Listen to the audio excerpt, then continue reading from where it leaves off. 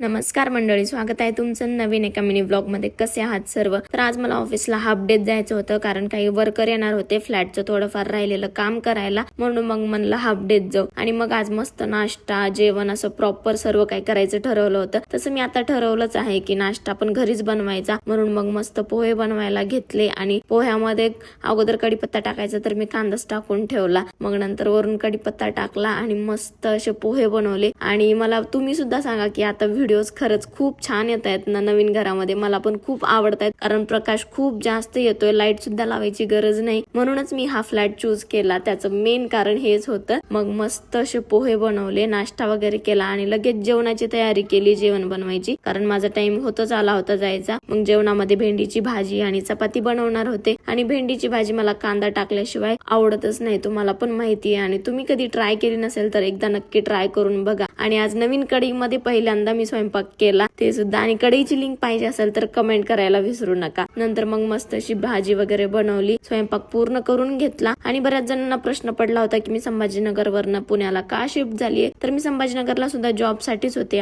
आणि आता मी माझा जॉब पुण्याला स्विच केलाय, त्यामुळे मी पुण्याला शिफ्ट झालीये. तर हेच एक कारण होतं. त्यानंतर मग येताना पाऊस आला होता, पावसाचं वातावरण झालं होतं, म्हणून मला समोसा खायची क्रेविंग होत होती, म्हणून समोसा घेऊन आले. Thank you so much for watching. Okay, bye.